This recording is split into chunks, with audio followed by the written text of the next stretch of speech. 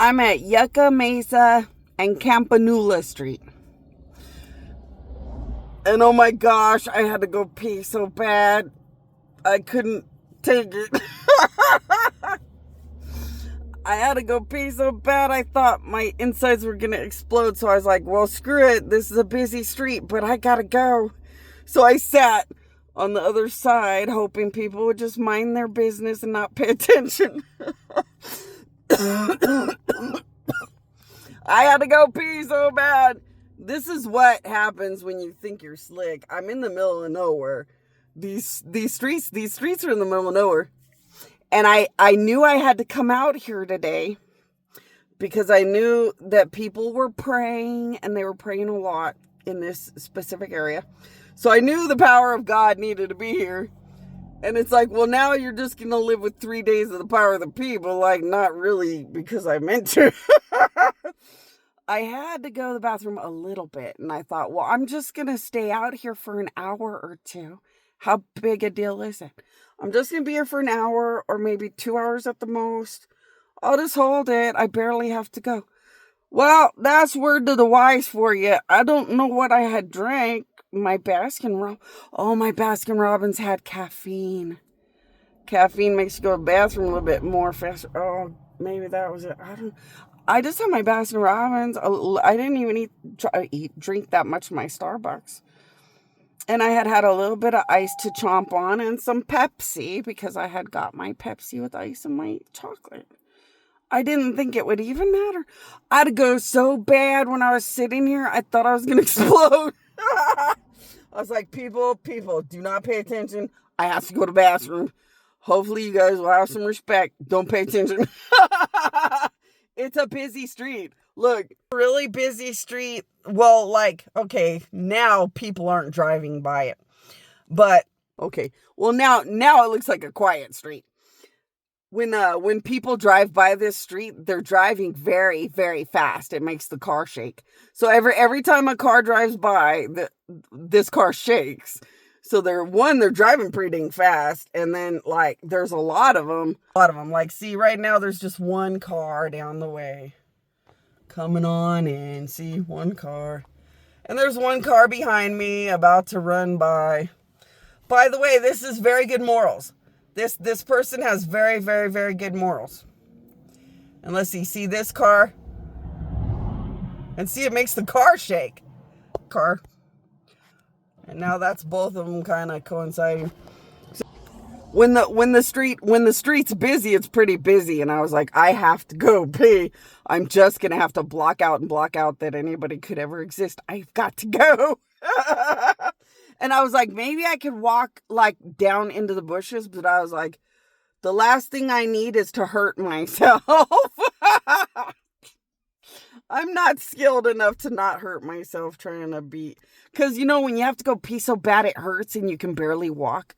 And that's what I did. I don't know how I got that far because I barely felt like I had to go pee when I started trucking out. I knew I was going to be trucking out into this area. And I barely had to go to the bathroom. I thought, oh, I'm only going to be here an hour or two. That's stupid. And all of a sudden, I could barely walk. I had to go so bad. When you have to go so bad, like, it's so hard to walk. It's scary. You're like, why did I hold it that long? But see, I didn't hold anything. I didn't think I had to go that bad. But it was like, I'm not going to go climb. Because, see, I thought, well, I can climb into the bush area maybe. Maybe climb down into these bushes. But the more I thought about it, it was like, I can barely walk. I have to go that bad. And I know, knowing my luck, what if I pee on my leg? Now I've got a worse problem in front of people driving by. What if I pee on my leg, trip and fall? Because I can't barely walk that good when I got to go pee that bad. It's like, no, I'm not going to sit and try to wobble around and figure it out. I'm not a dummy. And then I thought, well, I could use my power, God powers, but I'm trying to focus my God powers on the people that kept saying prayers to get me out here. It defeats the purpose if I use my powers selfishly.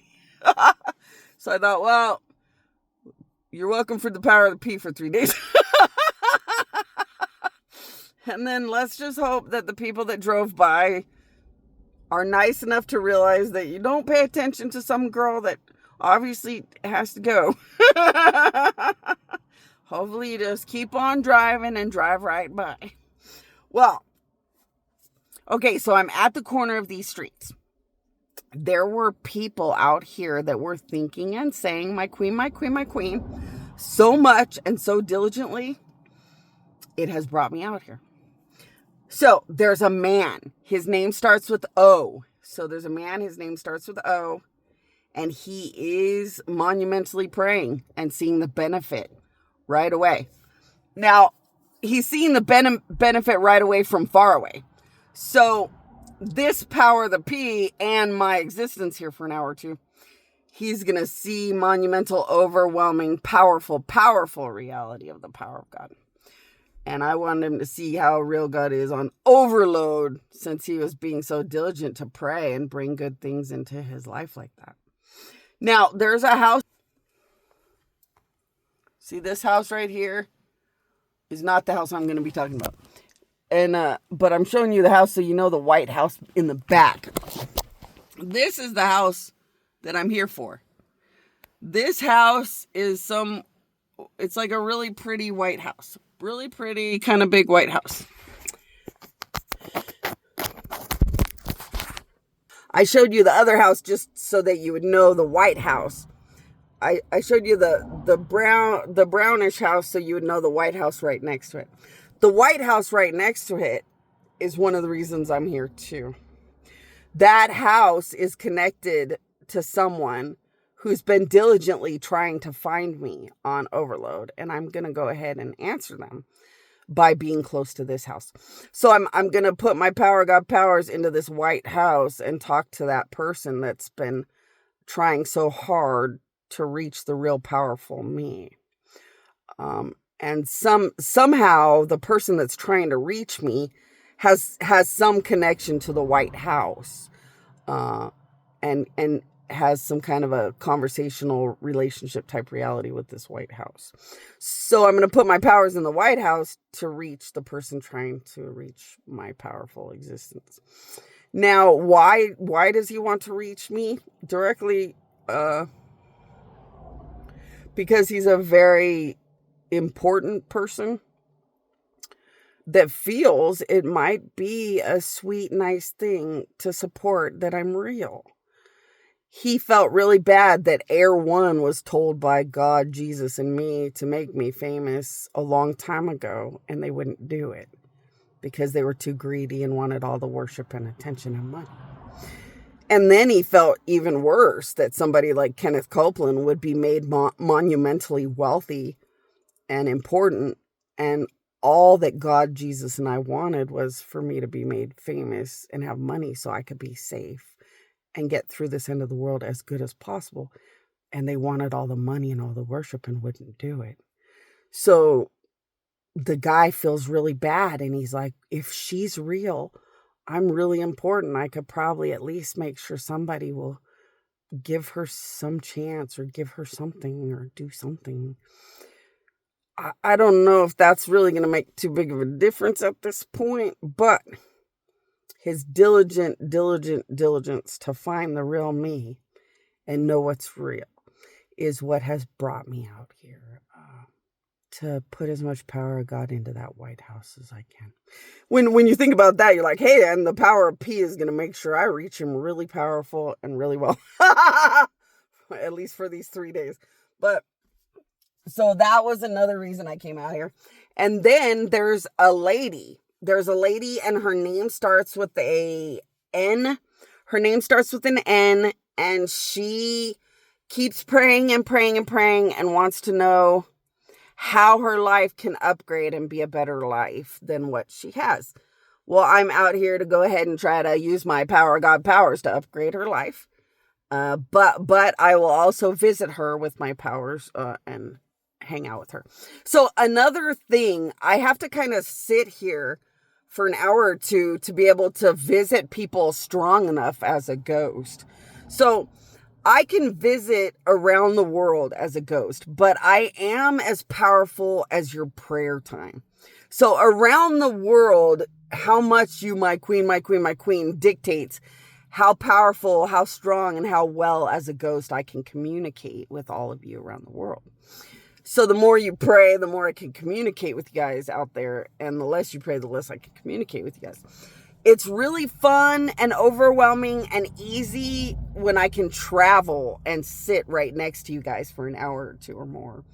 And then the power of pure would just be that much bigger and better because it's concentrated pure power that sits for days before it kind of dissipates. So if I can go right near you guys, the power of God is like an ocean where I can show up as a ghost, a giant, a god. I can show up as anything if I can be right near you guys. So once again, when you go to the Miramonte, kind of let me know as a god, because I'm always in the Palm Springs area or around those areas. And it's if I'm literally near the Miramonte, it's so much nicer to be so powerful and talk so clearly and help everyone to understand a billion things I want to say to them as a god and more. Now, there's another person, and your name starts with the...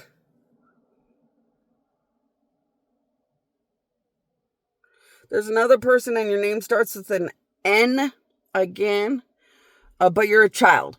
So you're a child of about 12. I'm going to put that this is not a good video for children. So I'm hoping that the parents will tell the child that's 12. So you're a child that's 12. Your name starts with an N. Your parents don't like that you're obsessed with being able to understand whether I'm real or not. So they're probably going to know which kid I'm talking to. And you have my queen on overload constantly. You have a friend. And your friend thought or said my queen, and met the reality of God really fast. So you also are kind of upset because you're trying to be part of this spiritual world of gods and it's not working. Well, no, it's working. You're my queen works every time, but your parents hate God, and it's stifling the power and the success because parents hold more weight in the house, spiritual laws and rules than the children. So now that I'm putting power of God out here in the area, I'll be able to communicate with you more and help you to see the reality that God is very, very here and real. Your name starts with an O. And you're very, very old. So your name starts with an O, and you're very, very, very old. And you're wondering about passing through to what comes after this.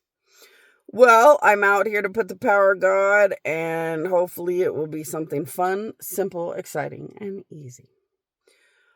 But I will keep you posted in your brain and more. There is someone who has like a spiritual gift. So there's someone kind of spiritually gifted, and their name starts with an A. So they're kind of spiritually gifted. Their name starts with an A. And they know I'm real, but they can't seem to reach me through my queen, and they keep trying. It's not that you can't reach me through my queen. It's the reality that your family line is gifted, but not always in a good way. So it's kind of like you come from a bad witch, a good witch, a good witch, a bad witch, a bad witch, a good witch, until your powers know that I'm real, but connecting to my queen kind of goes for and against you. And you're going to relate to that because every now and then you can feel like I'm right there ready to talk to you. And then all of a sudden the bad witch side of your family line, like, screws it up, and then all of a sudden you can't hear me talking. So hopefully being out here with the power of me will help me to just be able to tap into your existence more powerfully and clearly, so you'll know that the real me is the real me. Now there's somebody else. Your name starts with an R, and your husband. And you're going through a lot of the stuff that you have heard me say on videos. And your name starts with an R. And you get kind of irritated that I don't visit you and walk you through what you're going through. I get that. So I am out here as a diligent, good God that should provide you more love and support. And hopefully all the power of God I bring into this corner will drench into the area and give you enough love and support through your brand new transition and transformation into a husband of mine.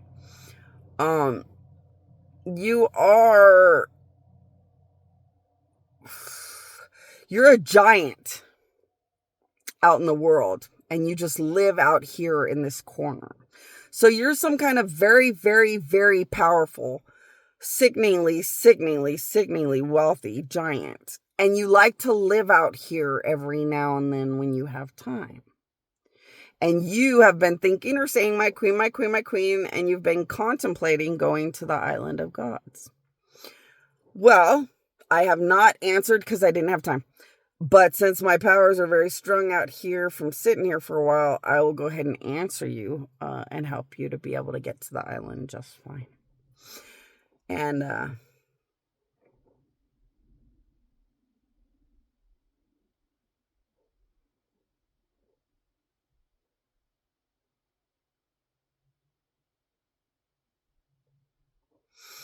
there's one more. I forgot this last one. Let me connect to the area, figure out what I did not go over.